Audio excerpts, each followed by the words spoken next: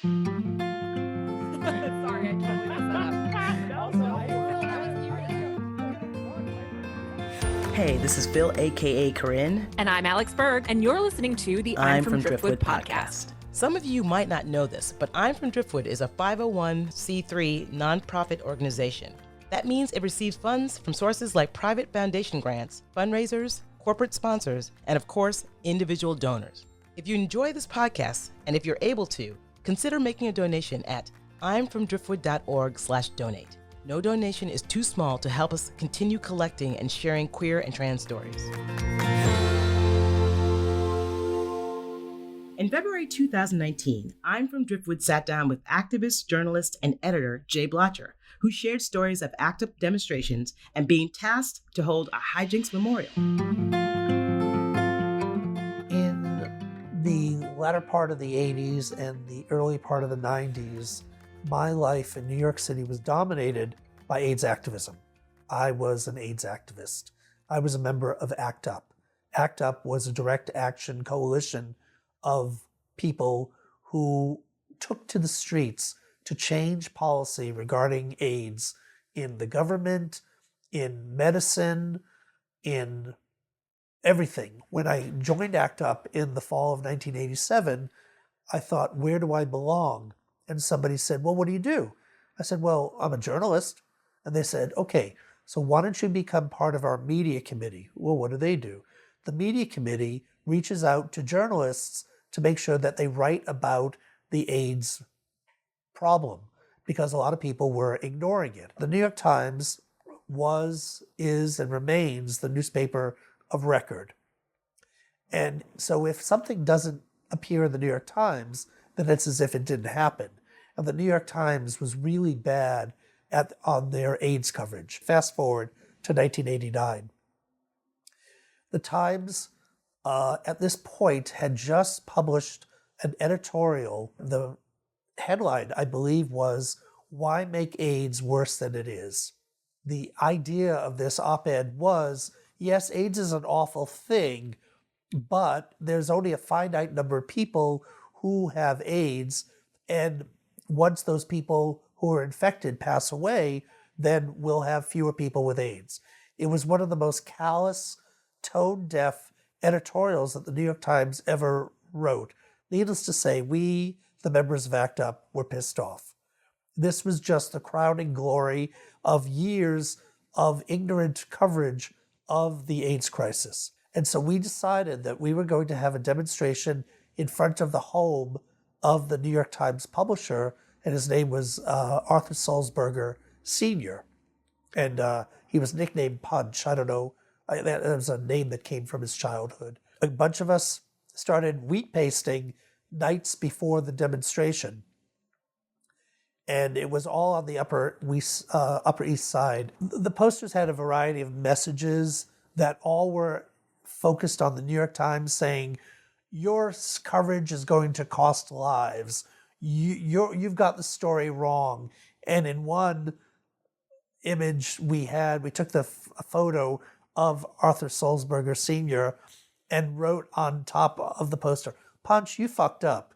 This was the prelude to the demonstration that was going to happen later that week. So this demonstration happened on a hot July afternoon at 80th and 5th Avenue, which was the home of Arthur Sulzberger Sr., right across from the Metropolitan Museum of Art. And because we knew about they knew about the demonstration, the police were there as well. There were only about 100 of us. There were probably 150 cops there to protect the home of Arthur Sulzberger Sr. We realized we weren't going to get anything done here at 5th Avenue and 80th Street or 81st Street. And so the people who were negotiating the demonstration, who had organized it, said, we need to try another alternative, another strategy. And so they said, we are going to march from 81st and 5th Avenue down to 43rd Street in Broadway to Times Square to the office of the Times. We were going to bring our message of anger and protest right to the front door of the Times. And so 100 people just started marching down Fifth Avenue to the Times. And the cops went crazy. What the hell are you doing? Where are you going? At first they were trying to stop us, but they realized that the only thing that they could do was give us an escort. So, because otherwise we were going to create a traffic jam. So we arrived in Times Square. By now it was rush hour and there was all this traffic there. And we were in the middle of it, 100 or 100, more than 100 people screaming and yelling and speaking out against the New York Times. And at this point, the cops said, well, what are you going to do now? We're going to go in front of the New York Times. Oh, no, you're not. Oh, really? Okay, then we're going to have a sit down right here in Times Square at rush hour. Oh, okay. Well, you can go into 43rd Street. So again, they escorted us into 43rd Street because we had stood up to them. And we got out in front of the Times and we protested. So we had the protest and we left and, the anger subsided. We were trying to point out that if the New York Times was getting the story wrong, that was going to have ramifications in the public sphere because politicians read the New York Times to tell them what's important. And if the New York Times is trying to make AIDS seem unimportant, then politicians aren't going to fight as hard to enact AIDS policies. So we really felt good coverage in the New York Times, good AIDS coverage, was a matter of life and death. And that's why we went to protest that day. And the most interesting, most horrific part of this afterwards was that nobody wrote about it. The only newspaper willing to touch the issue was the Village Voice.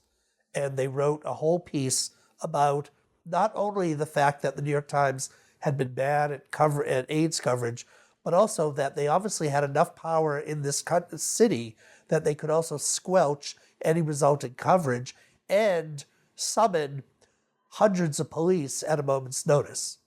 There wasn't any immediate change that was yielded from that protest. Any change in their editorial policy and being better about AIDS issues and gay issues would happen a few years later, with the change of editorship and change of staff there and the change of the times, the change of the era where people were a little bit more sensitive towards LGBTQ and AIDS issues. All the problems that brought ACT UP into being are still there now. So there is ample reason to get out there in the streets and to fight, as the slogan went, ACT UP, fight back, fight AIDS. And I think, unfortunately, that it's just as relevant now as it was over 30 years ago. So it's April of 1992, and I'm at Beth Israel Hospital on the east side of Manhattan. And it's not exactly the best place for a birthday, but this is where my friend is with AIDS, and he's having his birthday.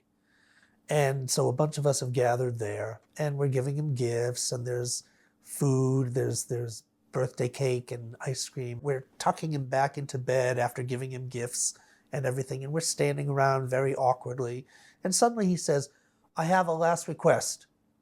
And we're all stunned because we're trying to keep things light, and he's getting very real with us. He said, "This is what I want. After I die, I want my ashes to be placed in balloons and let fly free over Central Park." This friend was one of the most punkish, hardcore, unsentimental people around. And so we thought, okay, maybe he's delirious or maybe he's just goofing with us. But he wasn't. He suddenly, in the last throes of his life, he decided to become very sentimental. He died in July of that year, and we all gathered together in that October in Central Park. My friend was a very dark person. He had a very dark worldview, so it sort of made sense that the day of his memorial was a dark, cold, rainy day, the kind of grain that feels like razor blades in your skin. His mother had had him cremated, and with my instruction, she had sat at the kitchen table and placed ashes of her son in these balloons with her little teaspoon and brought them down from Syracuse to New York City for this ritual that he had asked for. We had a helium tank that we set up there right outside of Strawberry Fields, the John Lennon Memorial, and we're affixing the balloons to this helium tank and blowing up the balloons and tying them. It's this bizarre little assembly line. And we finally got enough. We were creating these little bouquets of balloons. And so we got over to Strawberry Fields, the memorial, and we were ready to let the balloons fly. And the balloons sunk because there were too many ashes in them. So everything was going wrong. Everything that could possibly go wrong was going wrong. And so one of the guys who decided to make himself the boss of everything suddenly said, "Okay, change your plans, everybody. We're going down by the pond." So carrying these two heavy balloons, we went down to the pond and we're looking at each other. Well, what are we going to do now? And he said, "Yeah, just burst the balloons over the pond." And, that's not exactly as poetic as letting these balloons fly up in the air. So we burst the balloons over the pond. And at that point, this wind whipped up, and one of my friends, who was one of the deceased friends, got a bunch of ashes in his eye. So I'm standing there picking these ashes out of his eye while he's saying, "Damn it, I knew he would get me back. I knew he would get me in the end."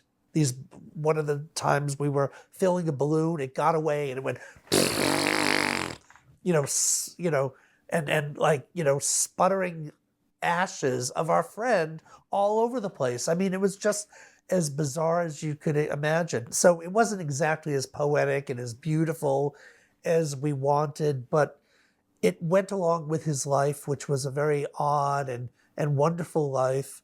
And, and even though we were cursing him throughout that day, we were also laughing because of the absurdity of it all. So after we had let the ashes be disseminated along in this pond, which is probably illegal, we stood in a circle and we had some champagne, and somebody took some sage and burned it to clear the space, to cleanse the space. And while we're standing there, a man comes out of the bushes, and he's dressed in sort of ragged, dirty clothes, and he starts singing. He starts singing this song by the Stylistics called "You Make Me Feel Brand New," which was a 70s soul song. And he was singing it a cappella and in a beautiful falsetto. And so we're looking at him and we're thinking, why is this man singing to us? And he stopped singing, and then he put his hand out because he wanted some money. This is how he made his money. And I thought, oh no. And so I went up to him and I said, "Excuse me, this really isn't the place for this. We're having a funeral for our friend." And he's like, "Oh, okay, well, why didn't you tell me? It's not like I would have done it if I had known." And he got really sort of resentful. But at that point, my friend's father said to the guy, "Can I take a photo of you?" And so the guy calmed down and he wanted to make amends. So he posed for a photo. And that was just the end of a day of complete absurdity. And as we were leaving, the core group of us, we thought, we came here today to curse our friend at the same time that we were honoring him. But now we realize what a great gift he just gave us of this experience where we all came together and we got something done, even though it was absurd and idiotic and overly sentimental, but we achieved it. And for that reason, all these years later, we remember him because he gave us that gift of that absurd memorial. There were so many people whose lives were cut down in the AIDS epidemic, such vibrant, wonderful people who will not be known by future generations. And I think it's important to remember how our lives were so diminished by this wholesale extermination of these people, a government turning its back on people with AIDS. And so I think it's important to tell the stories of these people as often as possible, because we have a government now that turns its back on people and people with AIDS. And we have to remind people to always be on guard and to be vigilant, because this could happen again and again. Here to catch up and revisit his moving stories, please give a warm Driftwood welcome to Jay Blotcher. Hi, Jay. Hello, good afternoon from the Mid-Hudson Valley of New York State. We are so happy to have you here. First things first, how are you doing? It's a thoughtful time. There are a lot of books coming out right now about ACT UP, so there is a renewed attention on this direct action AIDS protest group, and that is very gratifying, since I spent, more than 15 years of my life involved with the organization. And for our younger listeners who may not have heard of ACT UP and don't know what it is, can you explain what ACT UP is, and also how you got involved with it? ACT UP is an acronym. It's 2 words, ACT UP. It actually stands for AIDS Coalition to Unleash Power.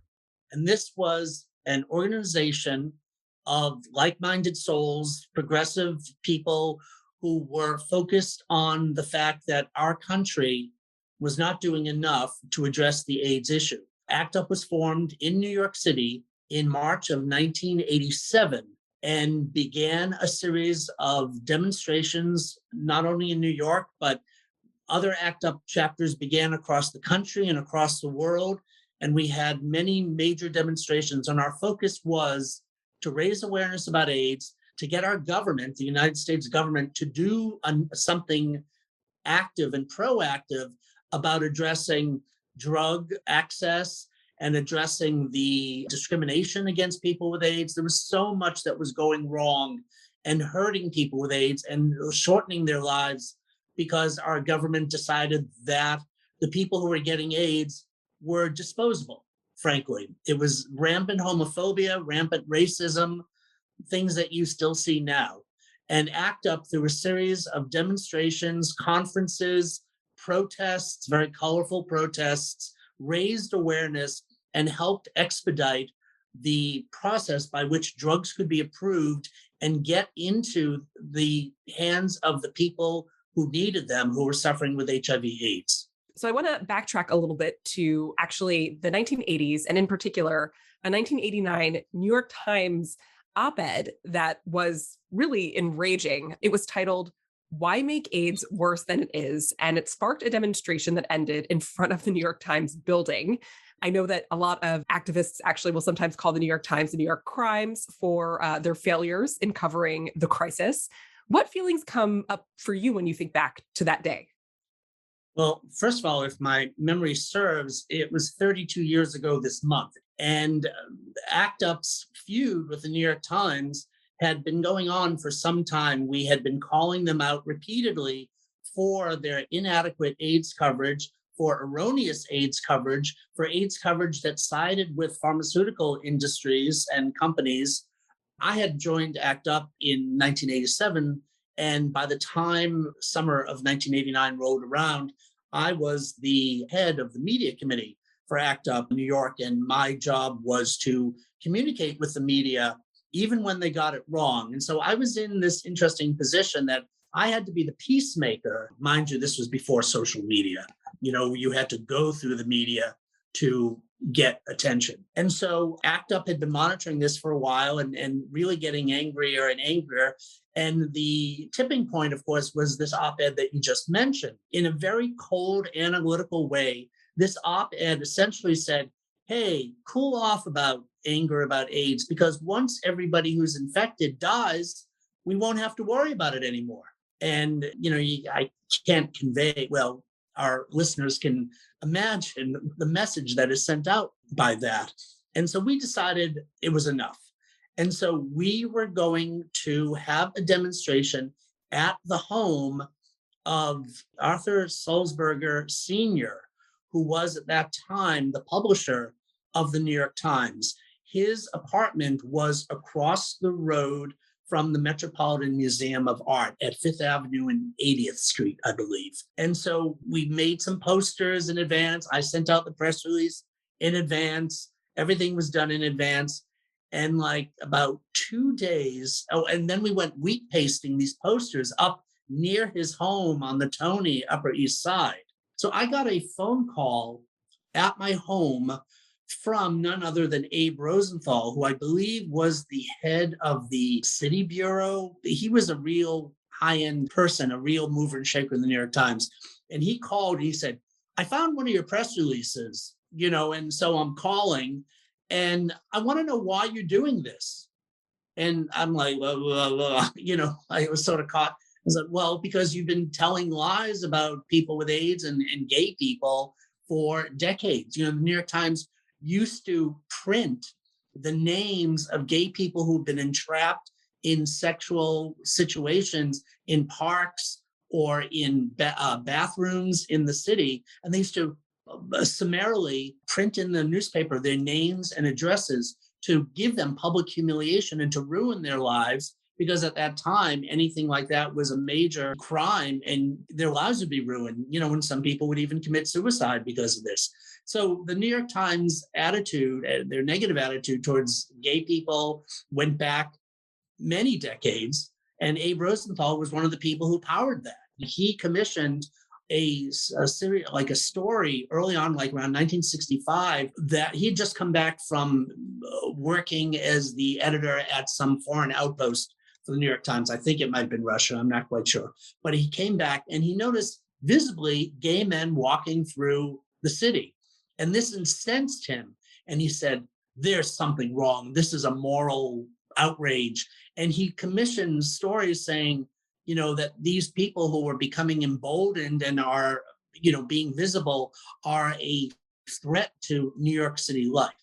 So that gives you a sense of what this man's mentality was. And on top of that, of course, was the mentality that they had about people with AIDS. They just didn't care enough to really analyze the story and to really challenge the pharmaceutical companies about what they were doing and to challenge politicians about the fact that people with AIDS had no human rights and that they were summarily being thrown out of jobs and thrown out of their apartments because of their HIV status. I mean, it was really a horrible situation.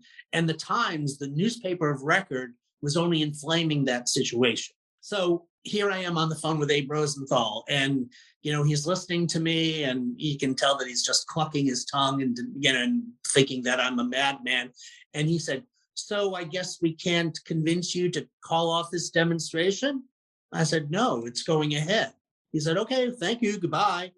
What met us when we got up there were probably about 150 cops who were swarming all over the Metropolitan Museum of Art in front on the famed stairs and everywhere.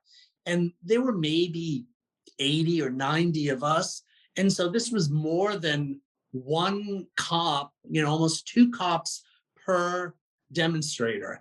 And one can only imagine that, Arthur Sulzberger made a call to the cops, and this was New York Times power at its most evident, that he just could make a call and get all these cops, because ACT UP was not a violent organization. We had taken a vow of nonviolence when we started in March of 1987.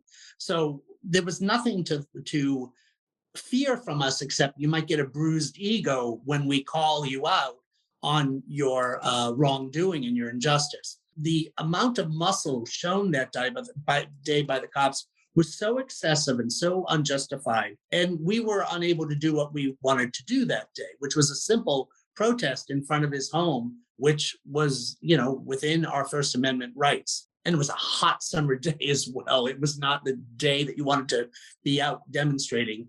But a few of us started talking and said, well, we're not going to get anything done here. Why don't we go to the Times? We marched, all 80 or 90 of us, We marched from 81st and 5th that day all the way down to Times Square.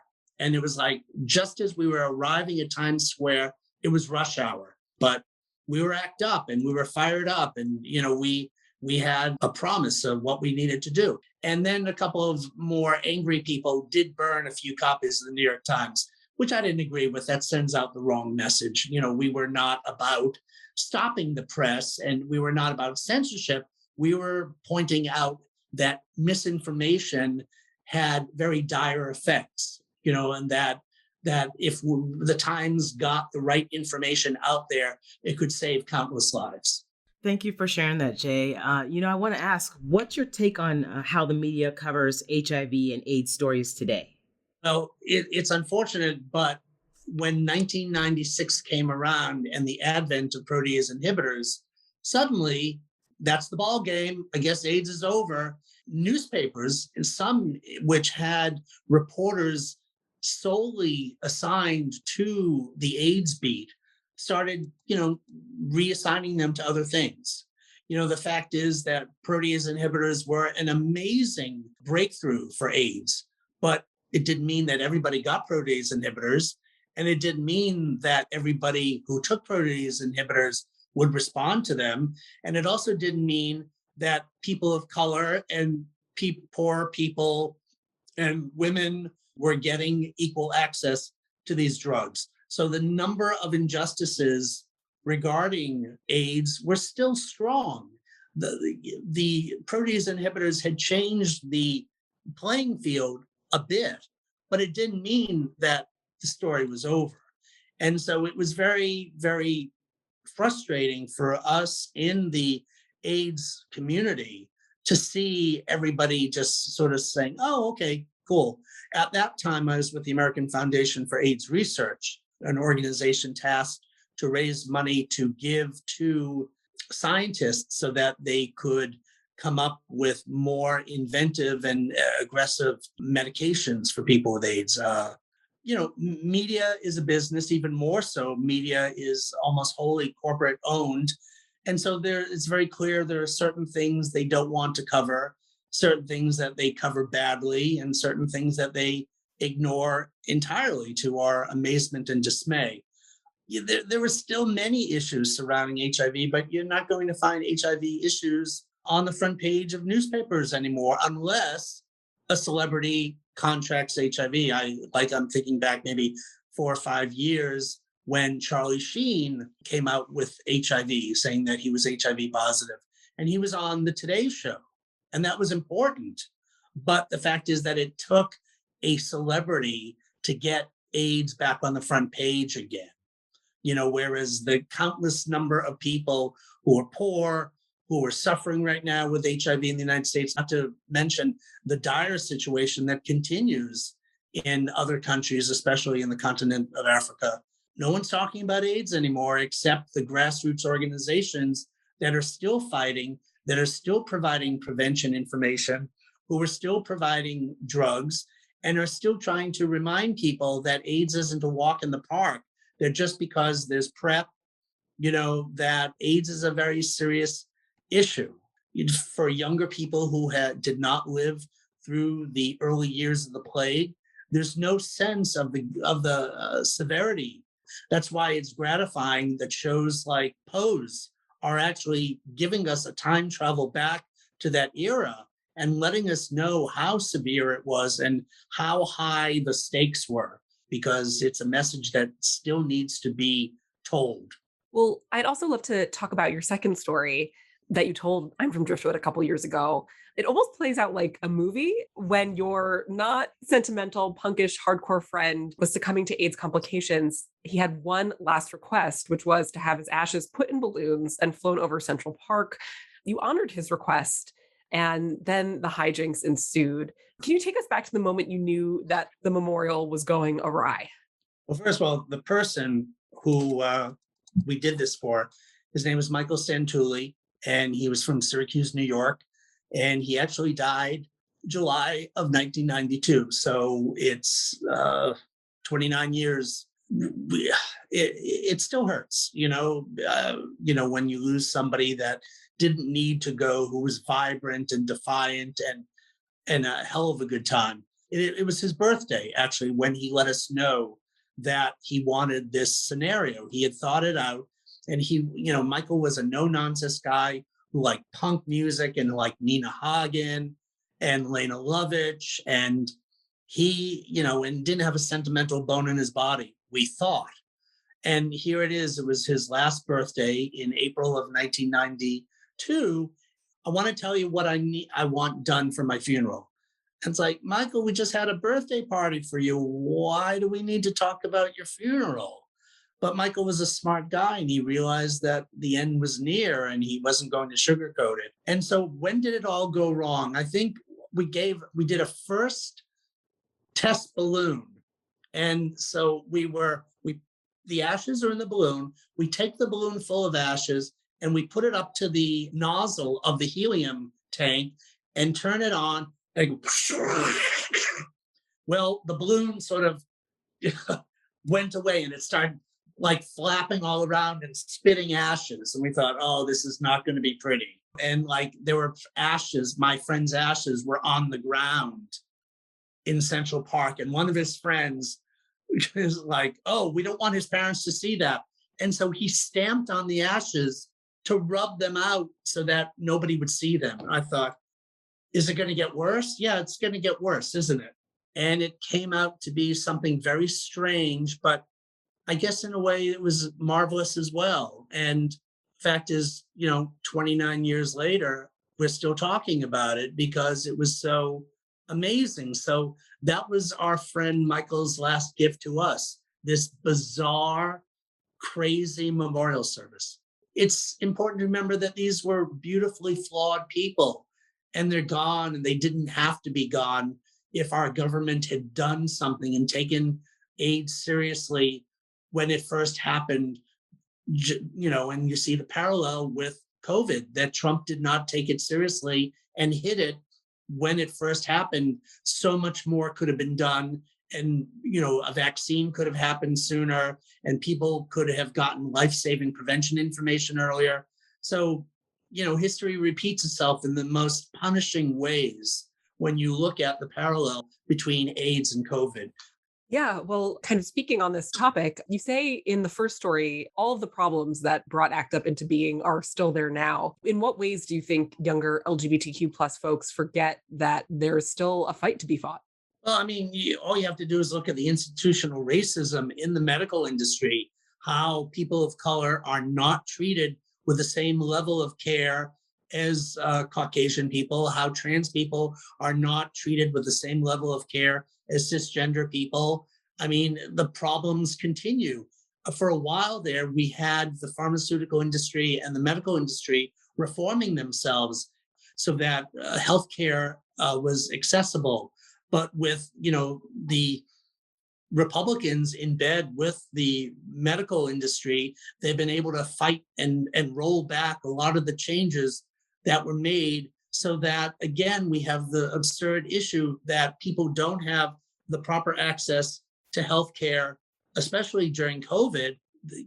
Their lives could have been saved. It's still a mess. And I think thanks to, George W. Bush, and his tenure, and then with Trump, the pharmaceutical and medical industries have been emboldened to be their worst selves. They have dug in their heels and said, no, we're going to be profit mongers. We're going to limit access. And I hasten to add the insurance company industry into that as well. They've been horrible, denying people access to healthcare and denying them coverage when they should be getting coverage. It's still a tragedy that the United States, the strongest country in the world, does not have socialized medicine.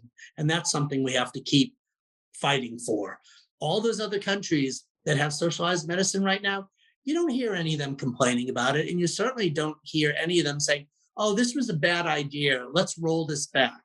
All of them are taking care of their people, and they are lowering the costs, and so that everybody has equal access to healthcare in these socialized countries. And that's something we have to keep working to achieve ourselves. So the war, the battle is not over.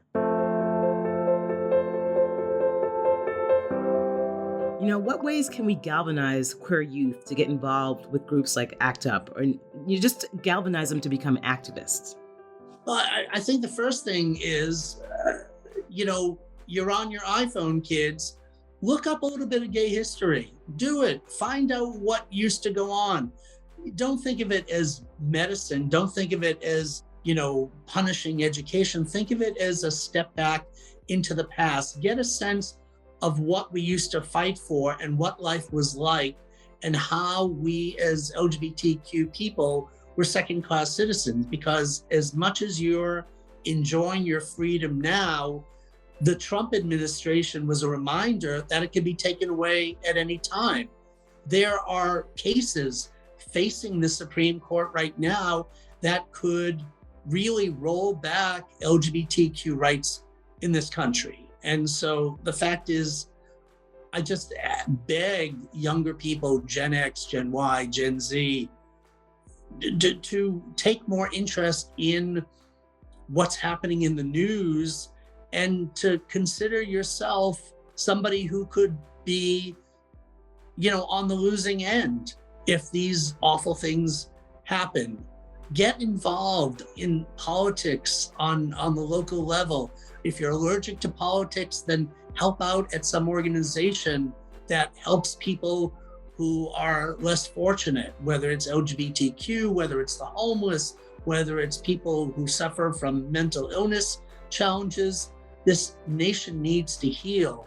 And, I'm a proud gay man, but gay rights are not my only issue. I focus on environmental rights. I focus on homeless rights. I focus on Black Lives Matter rights. I've marched many times. There are so many issues now. If you can't march, then sign a petition. And if you can't sign a petition, then, do some volunteer work. And if you can't do volunteer work, then write a check, damn it. There's so many things that can be done, and people should feel empowered to do something. You don't have to be an expert on all these issues. All you need to know is that things need to be done. Find something that attracts you and do it, so that we can start healing this nation. Well, on that note, what is the greatest lesson you've learned being a part of ACT UP, and just the greatest lesson on your journey? The things that I didn't think I could do, I did once I found the right group that nurtured and supported and encouraged me. Believe me, I did not grow up in Randolph, Massachusetts with people telling me all the time, you should buck the status quo. You should be a rebel. You should raise hell. Not at all.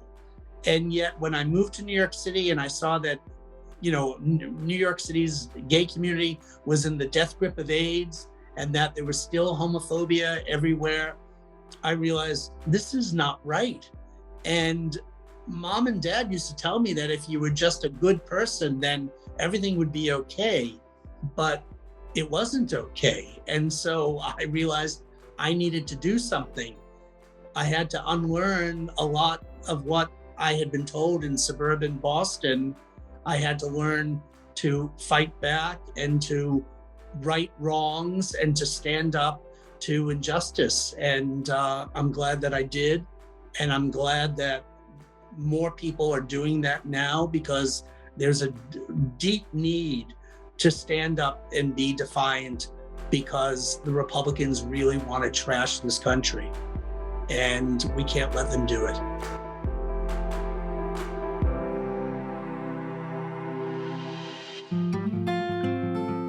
The I'm from Driftwood podcast is hosted by Phil, aka Corinne, and Alex Berg, and is produced by Andy Egan Thorpe. It's recorded as a program of I'm from Driftwood, the LGBTQAI+ story archive. Its mission is to send a life-saving message to queer and trans people everywhere.